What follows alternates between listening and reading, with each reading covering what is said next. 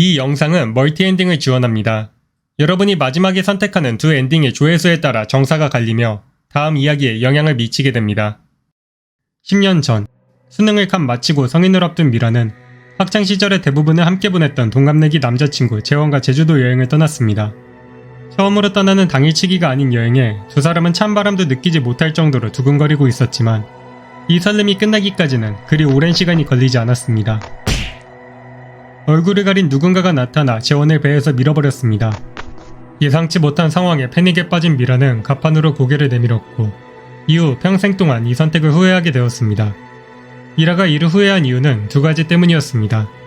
미라는 재원을 밀어버린 남자가 그저 정신이 온전하지 않은 취객 정도라 여겼고 그래봐야 배 위에서 벌어진 사건이니 언제든지 잡을 수 있을 것이라 생각했습니다.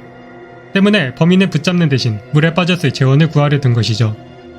하지만 범인은 재원만을 밀어버린 채 그대로 증발해버렸고 미라는 범인의 얼굴을 보지 못했기에 승객 사이에 숨은 범인을 끝내 찾을 수 없었습니다. 그리고 두 번째 이유는 미라가 본 광경 때문이었습니다. 재원은 추락하면서 차고 있던 목도리가 배에 걸리는 사고가 발생했고 자신의 체중으로 그 자리에서 목뼈가 부러져 즉사했습니다. 물에 빠진 재원의 위치를 확인해 구조를 요청하려던 미라가 본 것은 이미 목이 완전히 꺾인 채 배에 매달려 있던 재원의 모습뿐이었습니다. 그 목도리는 미라가 여행을 가기 전 선물했던 물건이었습니다. 그 누구도 재원의 죽음에 미라를 탓하지 않았고 미라 역시 머리로는 이게 자신의 잘못이 아니라는 건 알고 있었지만 사건 자체의 미스테리함과 기괴한 죽음 방식이 맞물려 이 사건은 잊을만하면 계속해서 재조명되었고 그때마다 미라는 악몽을 벗어나지 못하고 고통받아야 했습니다. 그리고 10년이 흘렀습니다. 그날의 미라는 오랜만에 지난날의 꿈을 꿨습니다. 꿈 때문인지 속이 울렁거리는 기분을 느낀 미라는 천천히 숨을 고르며 마음을 진정시켰습니다. 10년 전의 사건은 충격적이었지만 미라의 인생을 완전히 망가뜨리진 않았습니다. 지금의 미라는 오랫동안 꿈꿨던 작가가 되었고 사랑하는 남편과 결혼도 했으니 나쁘지 않은 삶을 살게 되었다 할 수 있었죠. 미라는 남편을 두고 전 남자친구의 꿈을 꿨다는 미묘한 죄책감과 악몽이 부르는 불안감이 뒤섞여 남편의 등에 몸을 기댔습니다. 간만에 무서운 꿈을 꿔서일까? 남편의 등이 오늘따라 조금 더 크게 느껴졌고 오늘따라 팔도 더 단단한 것 같기도 하고 오늘따라 남편이 아니었습니다. 당황한 미라는 발버둥치다 옆에 누운 남자를 걷어찼고 남자도 적잖이 당황한 채 잠에서 깨어났습니다. 미라는 다른 남자와 한 침대에서 깨어났습니다. 그리고 그 남자는 미라가 왜 놀랐는지도 이해하지 못하는 듯 졸린 눈을 비비며 설명을 요구하고 있을 뿐이었죠. 어떤 변명을 생각해도 소용이 없었습니다. 미라는 다른 남자와 침대에서 깨어났고 남자는 미라가 유부녀라는 것도 모르는지 지금 상황이 왜 문제인지도 이해하지 못하는 것처럼 보였습니다. 그렇다면 이 상황은 온전히 미라의 잘못이겠죠. 미라는 저 남자에게 자신이 결혼한 것을 밝히지 않았고 그 상태로 함께 밤을 보낸 것입니다. 절망에 빠진 미라는 문득 의문이 들었습니다. 미라는 어쩌다가 여기에 오게 된 걸까요? 아무리 생각해도 합리적인 결론이 나오질 않았습니다. 술에 취해서 실수를 한 건가? 술에 취해서 실수하려면 우선 술을 마셨어야 합니다. 전날 밤 미라는 일을 마치고 집에서 남편과 잠들었습니다. 몽유병이 심한 사람들 중에는 자다가 운전을 해 사고를 낸 사람도 있다고 하지만 그건 어디까지나 특정 행동이 몸에 지나치게 익숙해졌을 때나 발생하는 사건입니다. 이게 말이 되려면 몽유병에 걸린 미라가 잠결에 밖으로 나가 모르는 남자를 꼬신 뒤 그 집에서 잤다는 건데 이건 아무리 생각해도 말이 안 되는 시나리오였죠. 남자는 미라와 실랑이를 하는 게 시간 낭비라 생각했는지 걱정을 하면서도 아침 준비를 위해 방을 나갔고 홀로 남은 미라는 고민을 시작했습니다. 미라는 어째서 저 남자가 남편이 아닌 것을 알기 전까지 자신이 있는 곳이 자기 집이 아니라는 것도 모르고 있었을까요? 지금 있는 곳이 호텔이 아닌 남자의 자택이라서? 하지만 집은 가정마다 인테리어가 천차만별이니 이것만으로는 착각할 근거가 충분하지 않았습니다. 이 공간 자체가 어딘가 이상했습니다. 미라의 집과 완전히 똑같다고 하기에는 소소한 차이점이 있었지만 그럼에도 그녀의 취향이 상당히 반영되어 친숙한 느낌을 주고 있었습니다. 이건 단순한 원나잇이 아니었습니다. 남자는 처음부터 미라를 알고 있었고 이 공간은 미라를 위해 만들어져 있었습니다. 거실로 나온 미라는 곧 더 충격적인 것을 발견했습니다. 남자와 미라가 함께 찍은 사진이 벽에 걸려 있었습니다. 사진의 주인공이 미라가 아니었다면 미라 자신도 합성인 것을 구분하지 못했을 정도로 정교하게 만들어진 웨딩 사진이었습니다. 자신이 실수를 저질렀다는 절망은 곧 조금 더 인지를 초월한 공포로 이어졌습니다. 남자는 평소 미라를 지켜보며 그녀의 취향을 파악했을 뿐 아니라 이런 사진을 벽에 걸어둘 정도로 미라에게 집착하고 있는 사람이었고, 미라는 그런 남자의 집에서 깨어났습니다. 언제부터 이 순간이 계획되어 있었을까요? 상식적으로 자는 미라를 그냥 업고 갔을 리 없으니 어쩌면 약물 같은 것을 써 며칠 이상 정신을 잃고 깨어났던 것일지도 모릅니다. 그렇다면 남편은 어떻게 되었을까요? 미라와 마찬가지로 저 남자에게 감금되었거나 어쩌면 살해당했을지도 모르죠.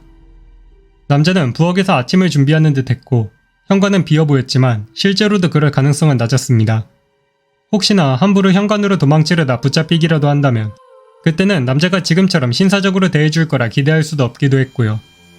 그러니 미라에게도 무언가가 필요했습니다. 미라는 아침 준비를 마쳤다며 나타난 남자를 자극하지 않고 말없이 부엌으로 간 뒤 적당히 거리가 벌어지자 부엌칼을 집어들었습니다.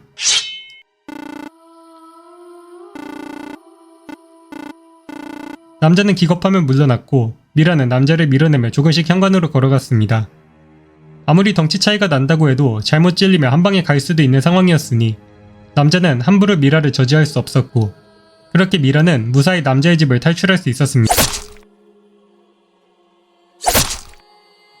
현관문을 쳐다보던 아주 잠깐의 빈틈을 노려 남자가 미라를 덮쳤고 미라는 몸싸움 끝에 남자의 목을 찔러 살해했습니다.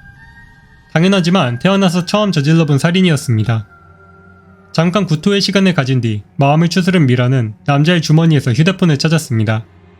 남자의 스마트폰은 지문과 홍채 인식으로 되어 있었고 시체는 둘 다 인식이 되지 않기에 잠금을 풀 방법이 없었지만 다들 알다시피 긴급전화 112는 잠금을 풀지 않고도 언제든지 걸 수 있죠. 경찰은 납치범을 죽였다는 미라의 신고에 당황하면서도 납치가 사실이라면 공범이 있을지 모르니 문을 잠그고 안에서 기다리라 지시했습니다. 미라는 남편이 걱정이 돼 미칠 것 같았지만 그건 이제 경찰이 확인해줄 일이겠죠. 미라는 도어락에 이중 잠금까지 걸어놓은 뒤 창문에 수건 여럿을 묶거나 경찰이 정확한 주소를 확인하기 좋게 표식을 남기고 자신이 누구에게 납치당한 것인지 탐색하기 시작했습니다. 별로 기대할 만한 일은 아니었습니다. 얼굴에 저렇게 큰 흉터가 남아있는 사람이라면 기억하지 못할 이유가 없으니 현실에서 만났을 사람일 가능성은 낮았고, 그렇다면 누군지 알아도 별 의미가 없었을 테니까요. 그렇게 납치범의 집을 뒤지던 중 미라는 미심쩍은 사실을 깨달았습니다. 미라는 납치범을 죽였습니다. 하지만 그건 불가능한 일입니다. 남녀의 신체적인 차이도 문제지만 미라가 진짜로 자신의 집에 있다가 납치당했음에도 눈치채지 못한 것이라면 높은 확률로 약물을 사용했을 것입니다. 그랬다면 깨어난 뒤 약에 취해서 제대로 몸에 힘이 들어가지도 않았을 텐데 그런 상태에서 몸싸움이 성립된다는 것부터가 말이 되지 않는 일이었죠. 납치범이 그 정도로 엄청나게 방심했다고 생각할 수도 있었지만 그게 아니라는 건 미라 스스로 더 잘 알고 있었습니다. 방금 전까지는 상황 때문에 아드레날린이 솟구쳐서 그런 것이라 착각했지만 사건이 정리되고 난 뒤에도 미라는 긴장이 풀려 조금 지치고 피곤한 것을 제외하면 멀쩡했으니까요. 하지만 그러면 다시 의문은 원점으로 돌아가게 됩니다. 대체 미라는 어떻게 여기에 오게 된 것이고 저 남자의 정체는 누구였던 것일까요? 위기의식이 사라지고 난 뒤에야 미라는 눈앞의 사태를 이성적으로 판단할 수 있게 되었습니다.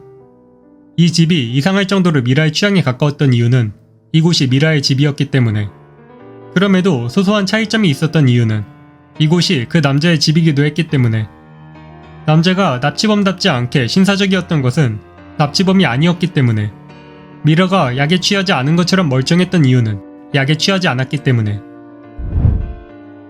남자의 정체는 재원, 10년 전에 배에서 죽었던 그 전 남자친구였습니다. 소중한 사람을 원치 않은 방식으로 잃어본 사람이라면 누구나 살면서 한 번쯤 꿈꿨을 일이 미라에게 나타났습니다. 재원은 원래부터 죽지 않았던 것처럼 미라의 곁에 나타났습니다. 그리고 자신의 탓이 아님에도 재원의 죽음에 자책해왔던 미라는 이번에야말로 진짜 자신의 손으로 재원을 죽이고 말았습니다. 살인자가 되어 유치장에 들어간 미라는 대체 뭐가 어떻게 된 일인지 파악하려 했지만 아무리 생각해도 정상적인 답을 떠올릴 수 없었습니다. 그나마 설득력 있는 생각이라고 한다면 믿지도 않는 신이나 어떤 초월적인 존재가 선물이랍시고 재원을 살려줬고 미라가 그걸 최악의 방식으로 받아먹었다 정도.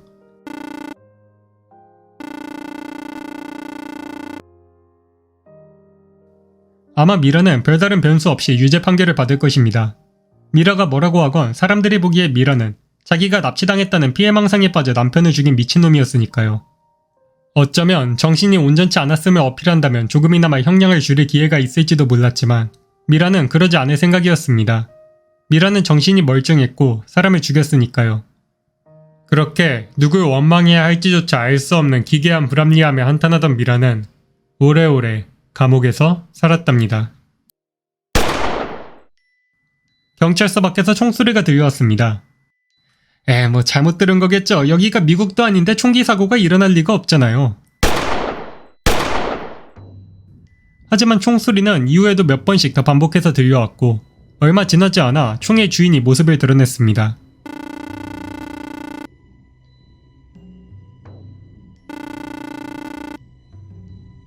미라의 남편, 민혁이 세계 어느 나라에서도 불법일 것 같이 생긴 사제 총기를 들고 나타났습니다.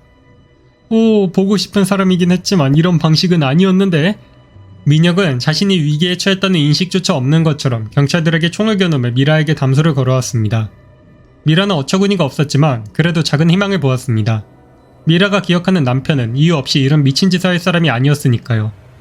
미라의 예상대로 민혁은 경찰에게 잡히지 않을 대책을 마련해둔 상태였습니다.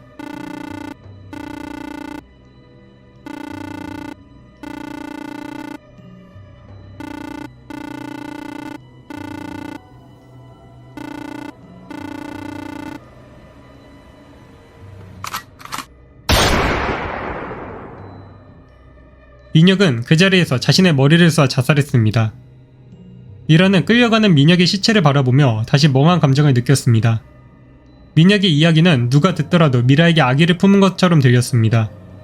하지만 민혁이 미라를 왜 증오했는지는 제쳐두더라도 미라에게 저주하기 위해 이런 일을 저질렀다고 생각하기에는 민혁이 치른 대가가 너무나도 컸습니다.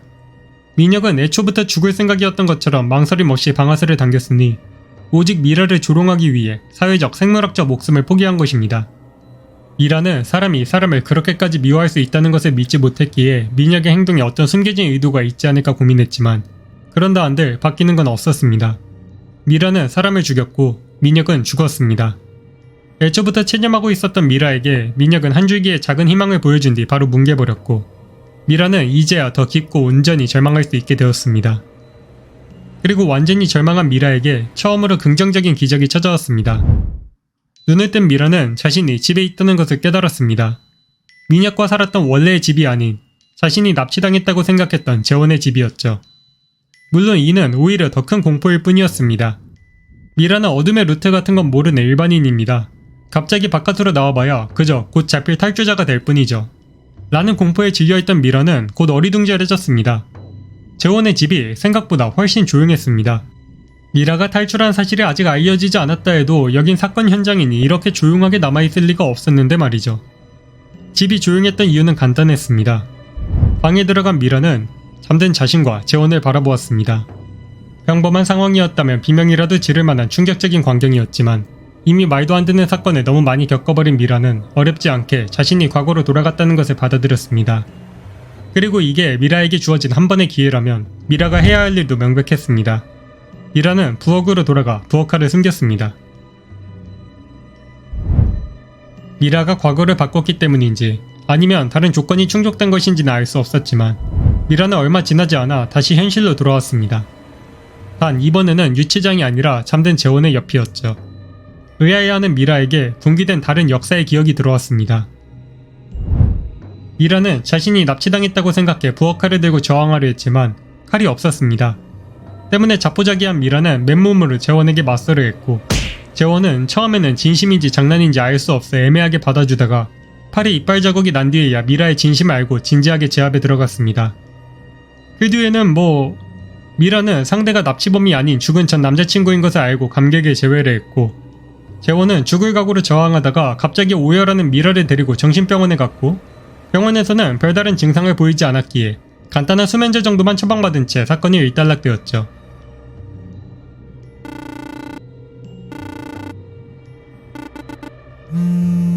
병원에서 나오고 얼마 지나지 않아 원래 세계선의 남편인 민혁이 미라에게 전화를 걸어왔습니다.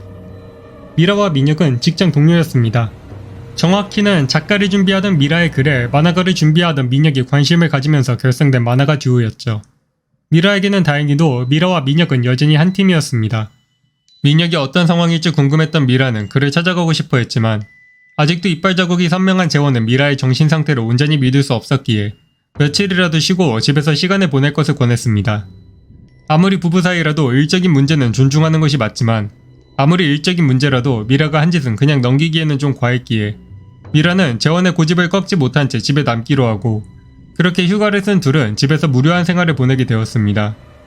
재원은 미라가 사정을 말할 준비가 될 때까지 기다릴 생각인 듯 별다른 이야기 없이 주말을 즐기는 부부의 역할을 다했습니다. 그리고 이제 미라가 감옥에 있었던 만큼의 시간이 흐르고 나자 미라는 재원을 죽인 루트와 죽이지 않은 루트 두 개의 기억을 동시에 갖게 되었습니다.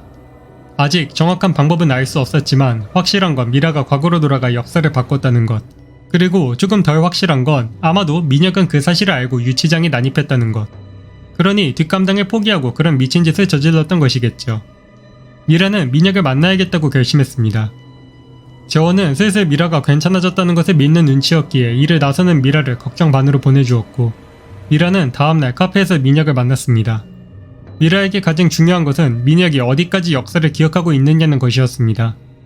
민혁은 미라와 부부 사이였던 세계선은 기억하고 있었지만 미라가 재원을 죽이고 감옥에 갔던 세계선은 기억하지 못하고 있었습니다.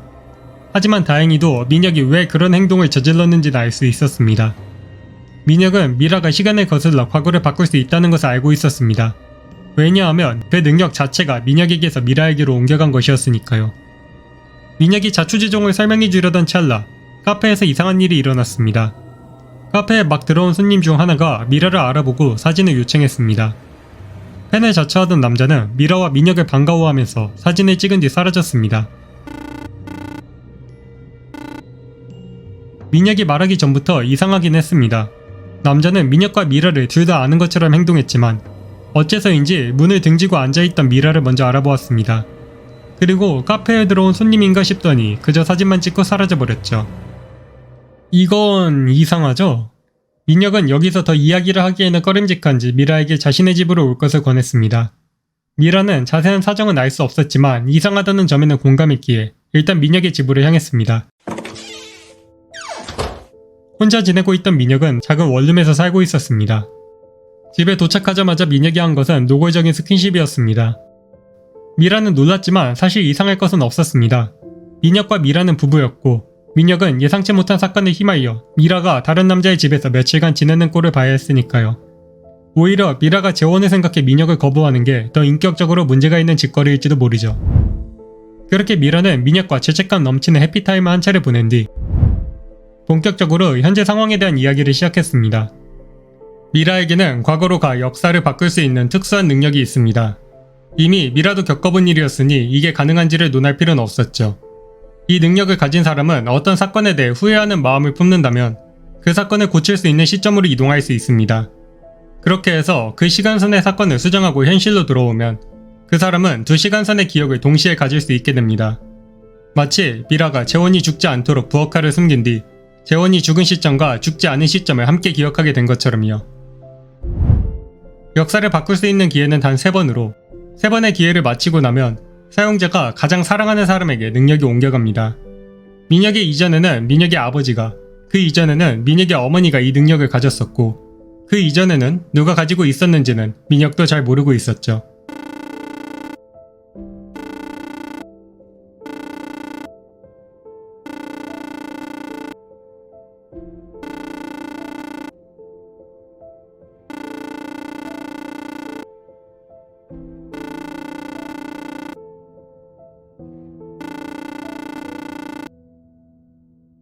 때문에 미라가 재원을 죽였던 세계선에서 민혁은 망설임 없이 테러를 저질러 미라가 시간을 돌릴 수 있도록 유도할 수 있었던 모양이었습니다. 말 그대로 이런 짓을 할 정도로 미라를 사랑하고 있었으니 미라 외에는 능력을 물려받을 사람이 있을 리 없었죠. 미라는 일단은 민혁의 말을 이해했습니다. 하지만 지금은 조금 상황이 달랐습니다.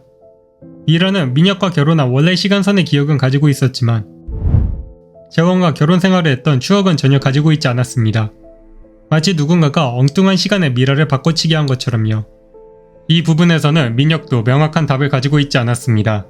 그리고 상식적으로는 민혁이 재원을 살릴 이유가 없으니 두 사람이 아직 파악하지 못한 제3자가 있을지도 모릅니다. 미라는 카페에서 만난 자칭 팬을 떠올렸습니다. 미라는 민혁에게 그 남자에 대해 아는 게 있는지 물었지만 민혁은 고개를 저었습니다. 사실 애초에 수상하기는 한 건지도 의문입니다. 미라는 민혁이 그저 자신의 집에 데려오고 싶어서 애같은 수작질을 벌인 것을 깨달았습니다. 긴장하고 있던 미라에게는 꽤나 긴 빠지는 일이었습니다. 그리고 이렇게 생겨난 아주 사소한 불신이 미라의 머릿속에 다른 생각을 불러냈습니다. 10년 전 재원이 죽었던 그날, 경찰은 분명 배 위에 있었을 그 범인을 붙잡지 못했습니다. CCTV에는 문제의 후드티를 뒤집어 쓴 괴한이 찍히긴 했지만 언제 배에 올라탔고 언제 사라졌는지는 전혀 파악할 수 없었죠. 범행 직후 배에서 뛰어내렸다고 하기에는 승객자 명단에는 이상이 없었으니 어떤 사람이 배에 몰래 올라타 재원이만 죽이고 사라졌다는 뜻입니다. 미립국제나 불법 체류자가 중국도 아니고 제주도로 가는 배에 숨어있다는 것도 어색하니 말 그대로 사건이 일어났다는 것만 빼면 모든 게 말도 안 되는 사건이었습니다. 하지만 이걸 설명할 수 있는 경우의 수가 단 하나 있었습니다. 미라가 과거로 가 재원이 죽었던 역사를 바꿨던 것처럼 민혁이 과거로 가 재원이 살아있던 역사를 바꿨다면? 얼굴이 찍히지 않게 옷을 여미고 재원만 밀어버린 뒤 그대로 돌아가면 되니 범인이 밝혀지지 않았던 것도 전부 설명할 수 있었습니다. 물론 그러기에는 후회라는 조건이 조금 걸리긴 했습니다. 재원과 미라가 놀러갔던 것에 민혁이 후회하는 건 상식적으로 말이 되지 않습니다. 하지만 민혁이 진짜 범인이라면 미라에게 모든 정보를 다 공개하지 않았을 수도 있고 거짓말이 섞여 있을 수도 있죠. 마치 미라를 집으로 데려오기 위해 얼토당토 않는 핑계를 댄 것처럼. 민혁은 미라를 사랑하겠지만 미라를 사랑하기 때문에 원치 않는 행동을 했을 수도 있습니다. 이를 확인하는 가장 쉬운 방법은 민혁에게 직접 물어보는 것이겠지만 만약에 민혁이 범인이 맞다면 이 자리가 진짜 납치 사건 현장이 될지도 모를 일입니다. 미라는 불길한 가설에 두려워하며 도망치듯 민혁의 집을 나왔습니다. 다행히 민혁은 미라를 붙잡지 않았고 미라는 집에서 재원과 저녁 식사를 가졌습니다. 심란한 마음에 저녁을 먹는 둥 마는 둥 하며 답을 찾으러 발버둥치던 미라는 무심코 재원의 얼굴에 난 흉터에 대해 물었습니다. 재원에게는 상당히 수상한 물음이었습니다. 왜냐면 이 흉터는 10년 전 어떤 미친 남자가 재원의 배에서 밀어버리며 생긴 흉터였으니까요. 재원은 기적적으로 목숨을 구했지만 떨어지면서 배에 얼굴을 부딪혀 상당한 흉터가 생겼습니다. 안타깝게도 범인은 잡히지 않았고 이 사건 때문에 목도리 도둑은 아예 기억에서 잊히고 말았습니다. 목도리 도둑 사건이란 얼굴을 가린 정체불명의 속옷 차림의 남자가 갑자기 뛰쳐나와 재원의 목도리만 빼앗아 바다로 던져버린 뒤 사라져버린 일을 말합니다. 당연히 미라가 기억하는 세계선에서는 존재하지 않는 인물이죠. 재원은 농담 반으로 둘이 공범일 것이라 생각했지만 미라는 다른 생각을 했습니다. 그 남자는 원래 역사에 없었던 인물이니 아마도 미래에서 온 것일 가능성이 높습니다. 그리고 목도리를 뺏음으로써 바뀐 가장 큰 역사는 재원의 생존이니 속옷 차림의 남자는 재원을 구하기 위해 목도리를 빼앗았을 것입니다. 하지만 왜 직접 경고하거나 범인에 맞서는 확실한 방법 대신 목도리를 낚아채는 간접적인 방법을 썼는지는 이해할 수 없었습니다. 그 무렵 민혁에게 전화가 걸려왔습니다. 집에서 나갈 때는 정신이 없어서 미처 확인을 못했지만 민혁은 자신을 의심하는 것을 이미 눈치채고 있었는지 꽤나 차가운 말투였습니다. 미라는 민혁에게 재원과의 대화를 들려주었습니다. 그리고 민혁은 다른 가설을 주장했습니다. 상식적으로 민혁이 재원을 살릴 리 없습니다. 그러니 미라와 마찬가지로 역사를 바꿀 수 있는 누군가가 그 능력을 사용하면서까지 재원을 살리려 했다는 의미일 가능성이 높습니다. 글쎄요, 그게 누굴까요? 재원의 부모였을지도 모르죠. 하지만 그랬다면 재원이 알아보지 못할 이유가 없습니다. 민혁은 이제 의심이 풀렸는지 물었습니다. 물론 여전히 민혁이 범인일 가능성이 완전히 사라지진 않았지만 민혁이 시간을 돌릴 수 있는 유일한 인간이 아니라면 더 이상 민혁만을 의심할 수는 없는 상황이었습니다. 다음날 미라는 다시 민혁의 집을 찾아가 대화를 나누었습니다. 미라와 민혁은 입장이 조금 달랐습니다. 미라는 어떻게든 재원을 죽인 범인을 잡고 싶었지만 민혁은 그 범인에게 특별한 원한이 있진 않았습니다. 더군다나 지금은 재원이 죽지 않았을 때의 역사가 어떻게 되는지 알게 된 시점이었습니다. 따지고 보면 그 살인범이 있었기에 미라와 민혁이 결혼할 수 있었던 것 아닌가? 위험한 인물이고 경계해야 할 것 같다는 생각은 들었지만 이제 와서 굳이 범인을 잡고 싶냐고 한다면 그건 조금 다른 문제였습니다. 민혁에게 가장 좋은 것은 그냥 모든 것을 원래대로 돌려놓고 잊어버리는 것이죠. 그런데 돌려놓는다고요? 민혁은 미라가 생각지 못했던 혹은 알고 있었지만 모른 척 외면했던 문제를 지목했습니다. 이대로 살 순 없습니다. 미라의 진짜 남편은 민혁이니까요. 민혁은 두 가지 선택지를 제시했습니다. 하나는 지금 재원과 이혼하고 민혁과 재혼하는 것. 이건 하기에는 가장 쉬운 방법일지 모르지만 치러야 하는 대가가 너무 컸습니다. 미라와 민혁은 평범한 회사원이 아닌 서비스업 종사자입니다. 재원에게 원래 남편은 민혁이었다고 말한다 한들 그걸 믿어줄 리가 없었습니다. 앙심을 품은 재원이 이 부분을 언론에 뿌리기라도 한다면 할 말이 없죠. 그리고 두 번째 방법은 다른 것이었습니다. 미라가 재원이 죽었어야 할 시점으로 돌아가 모든 것을 원래대로, 즉 재원이 죽도록 돌려놓는 것입니다. 그렇게만 된다면 미라와 민혁이 기억하는 것으로 완전히 돌아갈 수 있습니다. 대신 재원이 또 죽어야 합니다. 미라는 민혁의 제안에 크게 놀랐습니다. 미라는 이미 재원의 죽음을 두 번이나 봤습니다. 첫 번째 죽음으로 미라는 자신의 탓이 아님에도 오랫동안 스스로를 원망했고, 두 번째 죽음 때는 의도가 아님에도 자신의 손으로 재원을 죽였습니다. 이제 민혁은 순수하게 미라의 의도에 따라 재원을 죽여야 한다 말하고 있었습니다. 당연히 미라는 이를 받아들일 수 없었습니다. 차라리 미라가 특정 시간대에 미라를 찾아가 재원과 헤어지라고 설득한다면? 그런 방식으로도 헤어질 가능성이 없진 않겠지만 역사 개변의 사용 횟수는 고작 2번밖에 안 남았으니 민혁은 실패할 가능성이 있는 짓은 하고 싶지 않았습니다. 그리고 성공하게 되더라도 변수가 너무 많습니다. 만약에 이 사건으로 역사가 바뀌어서 미라와 민혁이 만나지 못하게 된다면? 그래서 이번에는 민혁이 다른 사람과 결혼하거나 만나기라도 한다면? 그러면 또 시간을 돌려서 민혁에게 헤어지라고 해야 할까요? 이후에도 미라는 끈질기게 다른 방법을 제안했지만 이보다 더 확실하게 민혁과 다시 만날 수 있는 방법을 제시할 수는 없었습니다. 미라는 재원의 죽음이 당연한 것처럼 말하는 것에 거부감을 느꼈지만 민혁 입장에서는 원래 죽었어야 할 재원이 죽는 것뿐이니 거기에 어떤 감정을 느낄 것이 없었습니다. 때문에 민혁은 미라가 편하게 재원을 죽일 수 있도록 설득했습니다. 미라가 직접 재원을 죽일 필요는 없습니다. 미라가 과거로 갈 때 민혁이 붙어있다면 따라갈 수 있으니 민혁이 함께가 대신 손을 더럽혀주면 됩니다. 물론 미라는 이것도 받아들일 수 없었습니다. 그리고 서로 다른 이해관계로 만들어진 이 갈등에서 공경에 처한 미라가 선을 넘는 말을 내뱉었습니다. 재원이 원래 죽었어야 하는 게 맞을까요? 재원을 죽인 후드를 쓴 남자가 미래에서 온 다른 인물이라면 원래는 재원과 미라가 맺어지는 게 정사 아닌가요? 미라는 말하자마자 아차 싶었고 민혁은 크게 상심한 듯 보였지만 별다른 반박은 하지 않았습니다. 하지만 그날의 대화는 여기서 마무리되었습니다. 민혁은 미라를 집으로 돌려보내며 몇 가지 말을 남겼습니다. 시간을 얼마든지 바꿀 수 있는 사람에게 원래라는 것은 의미가 없습니다. 하지만 의미는 사람들이 인위적으로 만드는 것이니 의미가 없는 것에 의미를 부여할 수도 있겠죠. 민혁은 두 번째 아내 실행할 마음의 준비가 되면 연락하라 하고 미라는 그럴 일은 없을 거라 생각하며 집으로 돌아갔습니다. 하지만 고작 하루 만에 미라는 민혁의 뜻을 이해할 수 있었습니다. 원래 역사가 민혁과의 것인지 재원과의 것인지는 중요하지 않았습니다. 중요한 건 미라는 민혁과 만나 결혼한 3년의 기억은 생생하게 가지고 있지만 재원과 있었을지도 모를 10년의 기억은 전혀 가지고 있지 않았습니다. 재원은 둘만 알고 있었어야 할 농담과 공감거리를 이야기하며 즐거워했지만 미라는 재원이 무슨 말을 하는지조차 이해할 수 없었습니다. 실제 역사가 어떤 것인지는 미라에게 중요하지 않았습니다. 미라가 기억하는 역사가 진짜 역사였죠. 이후 나흘간 민혁은 미라에게 말을 걸지 않았습니다. 다만 매일 저녁마다 재원과 나간 산책에서 우연인 척 마주치며 눈인사를 할 뿐이었죠. 아마도 원래 이렇게 자주 산책을 하는 듯 재원도 의아해하지 않으며 민혁과 인사하며 지나갔습니다. 미라는 언젠가 자신이 민혁을 선택할 수밖에 없다는 것을 알았습니다. 그리고 민혁은 재원과 작별할 시간을 주는 것뿐일지도 모르죠. 닷새째 되는 날 미라는 마음의 준비를 마치고 재원과 마지막 산책을 나섰습니다.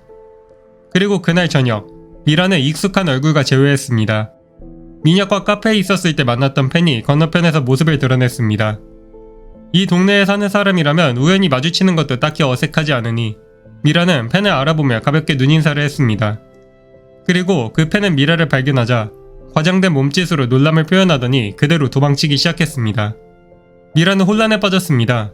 어쩌면 민혁이 한 수상하다는 말이 그저 빈말이 아닌 진짜로 무언가 있었을지도 모릅니다. 하지만 팬은 이미 저 멀리 사라져버린 뒤였습니다. 산책을 마친 미라는 민혁에게 전화를 걸었습니다. 미라의 이야기를 진지하게 듣던 민혁은 다음날 상의하자며 미라를 집으로 초대했습니다. 미라는 지난 닷새간의 시간을 통해 마음이 민혁으로 거의 돌아간 상태였습니다. 하지만 그렇다고 재원을 죽이는 것을 받아들일 마음의 준비가 된 것도 아니었죠. 그래도 그 수상한 팬 덕분에 결정을 미룬 채 민혁을 다시 만날 수 있게 되었습니다. 미라는 의구심과 안심이 섞인 채 민혁의 집으로 향했습니다. 그리고 민혁의 집 앞 쓰레기장에서 미라는 그 펜을 다시 마주했습니다. 펜은 창백한 표정으로 쓰레기 봉투에 얼굴만 내민 채 붉은 목도리에 목이 졸려 죽어 있었습니다. 놀란 미라가 비명을 지르려 하자 어디선가 나타난 민혁이 미라의 입을 막고 집으로 데려갔습니다. 민혁 역시 시체가 누군지 알고 있었습니다. 민혁은 이게 미라와 민혁에게 보여주는 일종의 시위일 것이라 말했습니다. 민혁이 사는 동네에는 CCTV가 다 놓여 있으니 상식적으로 시체를 여기에 두는 동안 그 모습이 찍히지 않았을 리 없었습니다. 그럼에도 이런 대담한 행동을 할 수 있었다는 것은 모습이 찍혔더라도 절대 붙잡히지 않을 것이라는 자신감의 표현일지도 모르죠. 미라는 죽은 남자의 모습에서 재원이 죽었던 모습이 오버랩되자 제대로 판단도 못할 정도로 혼란에 빠졌습니다. 잠시 뒤 창밖에서 비명소리가 들려왔습니다.